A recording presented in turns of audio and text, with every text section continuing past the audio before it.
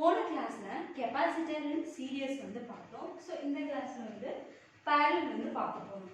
So ரெண்டுக்குமான difference வந்து ஒரு சின்ன சேஞ்ச் தான். அந்த சார்ஜும் நெக்ஸ்ட் வந்து வோல்ட் அந்த ரெண்டுக்கும் இருக்கக்கூடிய சேஞ்சஸ் மட்டும்தான். ஸோ அது ரெண்டையும் நம்ம அண்டர்ஸ்டாண்ட் பண்ணிக்கும் போது இந்த டாபிக் வந்து ரொம்பவே நமக்கு வந்து ஈஸியாகிடும். ஸோ சீரியஸ் கண்டிஷன்லேயே வந்து இதையும் நம்ம வந்து பேரலலுக்கும் வந்து எடுத்துக்கிறோம். என்ன அப்படின்னா 3 கெபாசிட்டர்ஸ் வந்து எடுத்துக்கிறோம். C1, C2, C3. நெக்ஸ்ட் வந்து சார்ஜஸ் வந்து Q1, Q2, Q3 அப்படிங்கிற 3 சார்ஜ் வோல்ட். ஸோ இந்த இடத்துல தான் வந்து மெயின் விஷயமே வந்து இருக்கு. என்ன அப்படின்னா இப்போ 3 கெபாசிட்டன்ஸ் வந்து எடுத்துக்கிறோம். ஒரு வோல்ட் வந்து நமக்கு வந்து கொடுக்குறோம். ஸோ இந்த மாதிரி வந்து கொடுக்கும்போது என்ன ஆகுது அப்படின்னா எல்லா பாசிட்டிவ் டெர்மினல் வந்து பாசிட்டிவ் டெர்மினல் கூட தான் கனெக்ட் ஆயிருக்கு, நெகட்டிவ் டெர்மினல் வந்து நெகட்டிவ் டெர்மினல் கூட தான் வந்து கனெக்ட் ஆயிருக்கு. ஸோ இந்த வோல்ட் வந்து அந்த கெபாசிட்டன்ஸ் கூட இந்த வோல்ட்டும் ரெண்டுக்குரிய டெர்மினலும் வந்து ஒண்ணா இருக்கிறதுனால என்ன ஆகுது அப்படின்னா வந்துட்டு வோல்டேஜ் வந்து சேமா இருக்கு. பட் ஒவ்வொரு இதுக்கும் வந்து ஸ்டோர் ஆகக்கூடிய சார்ஜஸ் வந்து என்னவா இருக்கு, டிஃப்ரெண்டா வந்து இருக்கு. ஸோ கெபாசிட்டர் இன் சீரியஸ்க்கும் கெபாசிட்டர் இன் பேரலலுக்கும் ஆன டிஃபரன்ஸ் வந்து இதுதான். So capacitance are connected with the same terminal of the battery, so the voltage will be same, but என்ன டிஃபரெண்டா இருக்கும், சார்ஜ் வந்து டிஃபரெண்டா இருக்கும். அதனால தான் இங்க நம்ம என்ன டினோட் பண்ணிருக்கோம், Q1, Q2, Q3 அப்படினு சொல்லி டினோட் வந்து பண்ணிருக்கோம். சோ இதுதான் அது. சோ எப்படி வந்து கெபாசிட்டன்ஸ் அண்ட் சீரிஸ்ல வந்து இப்படி வந்து இந்த பாசிட்டிவ் டெர்மினல் வந்து Q1 வந்து கெபாசிட்டன்ஸ் C1 ரீச் ஆனவுடனே எப்படி சார்ஜ் இன்டியூஸ் ஆகுதோ எலக்ட்ரோஸ்டாட்டிக் இண்டக்ஷன் மூலமா அதே ப்ராசஸ் தான் வந்து இங்கேயும் வந்து நடக்குது. பட் இந்த வோல்டேஜும் இந்த கெபாசிட்டன்ஸும் சேம் டெர்மினல்ஸ்ல வந்து கனெக்ட் ஆகியிருக்கிறதுனால வோல்டேஜ் வந்து same but the charge is different. Next in capacitors வந்து அதாவது வந்து Q வந்து டிஃபரெண்டா இருக்கு. ஜெனரலாவே வந்து ஒவ்வொரு கெபாசிட்டன்ஸும் வந்து என்னவா தான் இருக்கும், டிஃபரெண்டா தான் வந்து இருக்கும். சோ அந்த கண்டிஷன்ஸும் இருக்கு. நெக்ஸ்ட் Q1, Q2, Q3 அப்படிங்கிறது சார்ஜஸ் எதுக்கெல்லாம் ஃப்ளோ ஆகுது ரெஸ்பெக்டிவ்லி அப்படின்னா C1, C2, C3 அப்படிங்கிற கெபாசிட்டர்ஸ்க்கு வந்து ஃப்ளோ ஆகுது. சோ இவ்வளவுதான் இதனுடைய வர்க்கிங். நெக்ஸ்ட் வந்து the total sum of the charges for the capacitance C1, C2, C3 க்கு எடுத்துட்டோம் அப்படின்னா the net charge is equal to Q1 plus Q2 plus Q3. So அதான் வந்து சார்ஜஸ். நமக்கு ஜெனரலா என்ன தெரியும், the charge is equal to capacitance into volt. So இந்த capacitance அதாவது Q is equal to CV அப்படிங்கிறது வந்து ஜெனரல் டேர்ம். இந்த இடத்துல Q is equal to CP into V அதாவது capacitance connected across the parallel combination into volt. So இந்த case நான் எடுத்துக்கிறேன். சோ இப்போ வந்து நமக்கு என்ன வந்து சேமா இருக்கு, வோல்டேஜ் வந்து சேமா இருக்கு. பட் என்ன டிஃபரெண்டா இருக்கு, சார்ஜ் வந்து டிஃபரெண்டா வந்து இருக்கு. So Q1 is equal to C1V, Q2 is equal to C2V, Q3 is equal to C3V. So இதுதான் வந்துட்டு என்ன அப்படின்னா சார்ஜ். ஒவ்வொரு கெபாசிட்டன்ஸ்லயும் எவ்வளவு சார்ஜ் வந்து ஃப்ளோ ஆச்சு அப்படிங்கிறதுக்கான வந்து பார்ட். நெக்ஸ்ட் இதை நம்ம வந்து இந்த ஈக்குவேஷன்ல வந்து சப்ஸ்டிட்யூட் பண்றோம்.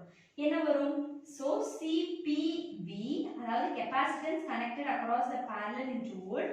next C1V plus C2V plus C3V. So இந்த இடத்துல வந்து காமனா வந்து என்ன இருக்கு அப்படின்னா வந்துட்டு வோல்ட். சோ வோல்ட் வந்து கேன்சல் ஆகும். எப்படி கேன்சல் ஆகும் அப்படின்னா CPV is equal to V காமனா எடுத்துட்டோம்னா C1 plus C2 plus C3. So இந்த வோல்ட்டும் இந்த வோல்ட்டும் வந்து கேன்சல் ஆயிடும். சோ நமக்கு என்ன கிடைக்கும், capacitance connected across the parallel combination is equal to C1 plus C2 plus C3.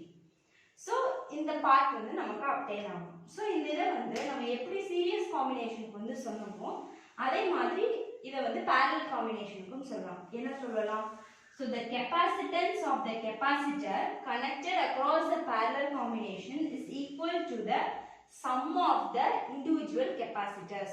சரியா, என்னது, the capacitance of the capacitor connected across the parallel combination is equal to the sum of the individual capacitors.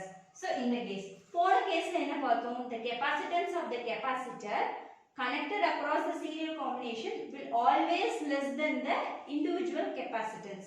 ஆனா இந்த கேஸ்ல opposite, capacitance connected across the parallel combination will be greater than the individual capacitor. ஏன் greater அப்படினா greaterங்கிற condition எதனால வந்துச்சு அப்படினா ஒவ்வொரு கெபாசிட்டன்ஸ்க்கும் இருக்கக்கூடிய அந்த area of the storage. So capacitance ஜெனரலாக என்ன பண்ணும், ஒரு எனர்ஜி இல்லை ஒரு சார்ஜை வந்து ஸ்டோர் பண்ணும். ஸோ அதனுடைய ஏரியா வந்து இன்க்ரீஸ் ஆக ஆக வந்து parallel காம்பினேஷன் வந்து இன்க்ரீஸ் ஆகும். ஏன்னா வோல்ட் வந்து ஒன்று, பட் சார்ஜ் வந்து ஃப்ளோ ஆகிறது வந்து டிஃப்ரெண்ட். ஸோ ஒவ்வொரு சார்ஜுக்கு தகுந்த மாதிரி அது வந்து என்னாகும், அதனுடைய ஏரியாவோ அதனுடைய ஸ்டோரேஜ் ஆஃப் எனர்ஜியினுடைய அமௌண்ட்டோ வந்து இன்க்ரீஸ் ஆகும்போது ஸோ என்னவா இருக்கும் அப்படின்னா டோட்டலாக நம்ம எடுக்கக்கூடிய capacitance across the parallel combination என்னவா இருக்கும், இண்டிவிஜுவல் கெப்பாசிட்டர்ஸ்க்கு வந்து அதிகமாக வந்து இருக்கும். ஸோ டோட்டலாக சம் அப் பண்ணோம்னா இந்த கொஸ்டினுக்கு வந்து இதுதான் வந்து ரொம்பவே இம்பார்ட்டண்ட்டான வந்து கீ பாயிண்ட்ஸ். இதை தாண்டி வந்து எதுவுமே வந்து இல்லை. ஸோ இது எல்லாமே வந்து ரொம்ப இம்பார்ட்டண்ட்டான வந்து கீ பாயிண்ட்ஸ். ஸோ இதை சம்மரைஸ் பண்ணிடலாம். கெப்பாசிட்டர்ஸ் வந்து எடுத்துக்கிறோம், 3 capacitor C1 C2 C3. they are connected across the power supply which is nothing but voltage. so இந்த இடத்துல வந்து கெப்பாசிட்டன்ஸ் வந்து வோல்டேஜும் வந்து சேம் டெர்மினல்ஸ்ல கனெக்ட் ஆயிருக்கு. so they are connected with the same terminals. so the voltage will be same but the charge flowing through will be different. so அத வந்து சொல்லிருக்காங்க. next வந்து என்னென்ன சார்ஜஸ் Q1 Q2 Q3ங்கற charges for the capacitor C1 C2 C3. so அத வந்து net charge எவ்வளவு அப்படிங்கறப்போ Q1 Q2 Q3 Q உடைய representation வந்து Q is equal to CV. so for parallel capacitors in parallel அப்படிங்கற கண்டிஷன்னால CP into V. so Q1 Q2 Q3 value இருக்கு, அத substitute பண்ணி V வந்து காமனா இருக்கறத கேன்சல் பண்ணி நமக்குரிய ஃபைனல் ஈக்குவேஷன் வந்து நம்ம அப்டைன் பண்ணிட்டோம். so இந்த கண்டிஷன்ல CP value will be greater than the individual capacitors. so அவ்வளவுதான் capacitors in parallel.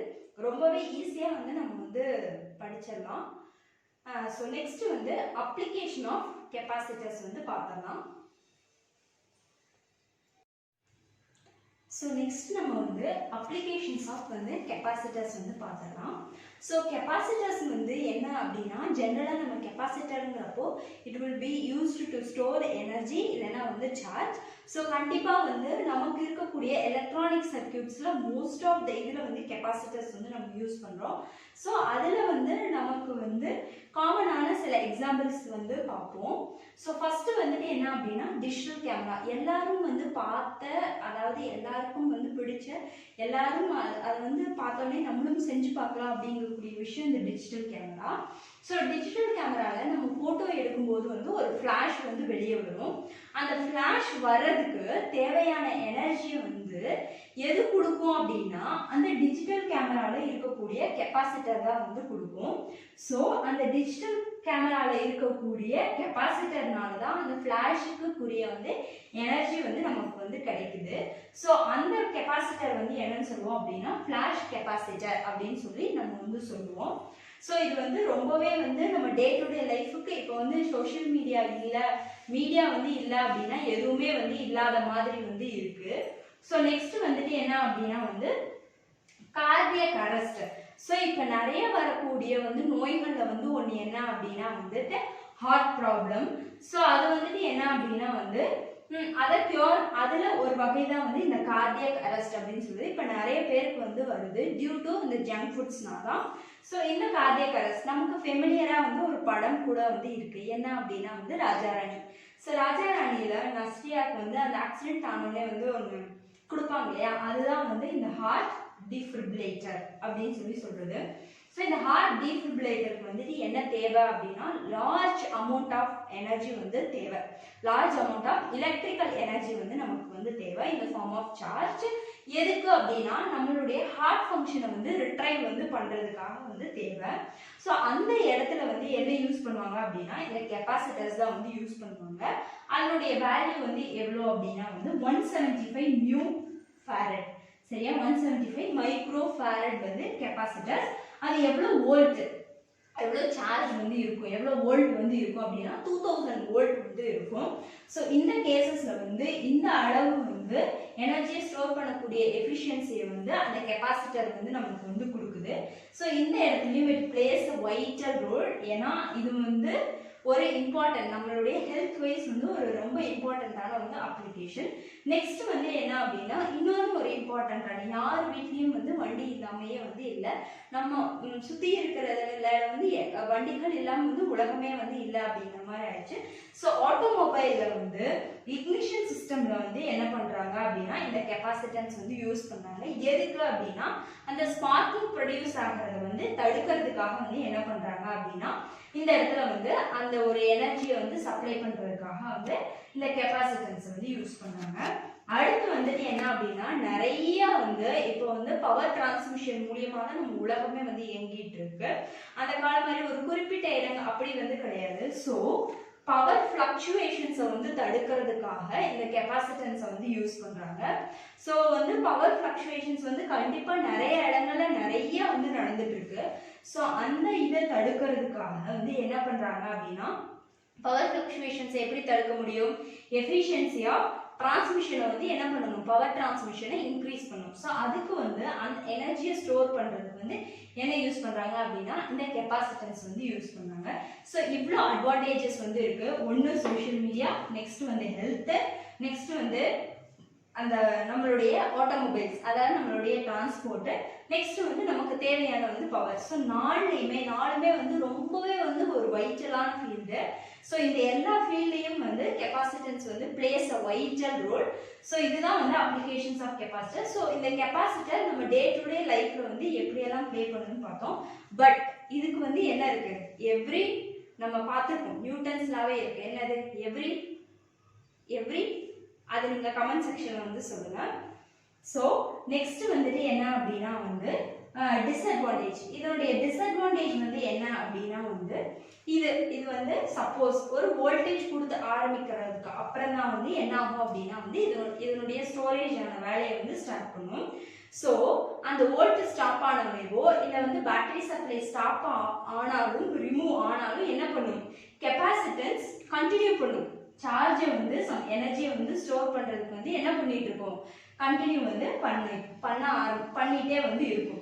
இதுக்கு எக்ஸாம்பிள் என்னன்னா டிவி வந்து இப்போ ரன் ஆகிட்டு இருக்கு. அது ஆஃப் பண்ண உடனே அட் த இன்ஸ்டன்ட் போய் நம்ம டிவி பின்னாடி வந்து என்ன பண்ணக்கூடாது?